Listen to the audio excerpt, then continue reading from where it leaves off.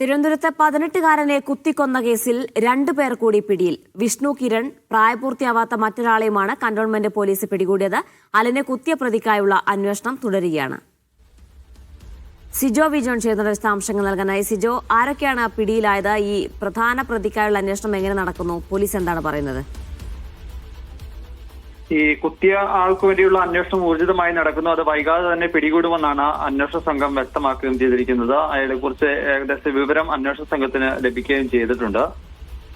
ഇതിന് പിന്നാലെയാണ് ഇപ്പോൾ 2 പേരെ കൂടി അന്വേഷണ സംഘം കസ്റ്റഡിയിൽ എടുത്തിരിക്കുന്നത്. ഒരു വിഷ്ണു എന്നാണ് പേര്. ഈ വിഷ്ണു അതോടൊപ്പം തന്നെ പ്രായപൂർത്തിയാവാത്ത മറ്റൊരു ആൾ കൂടിയുണ്ട്. ഇവർ 2 പേരും ഈ പ്രതികളെ രക്ഷപ്പെടുത്താൻ വേണ്ടി സഹായിച്ചിട്ടുള്ള ആളുകൾ എന്നുള്ളതാണ് പോലീസിൽ നിന്ന് ഇപ്പം ലഭ്യമാകുന്ന വിവരം. എന്തായാലും വിവിധ എഫ്ഐആറുകൾ ഈ കേസുമായി ബന്ധപ്പെട്ട് രജിസ്റ്റർ ചെയ്തിട്ടുണ്ട്.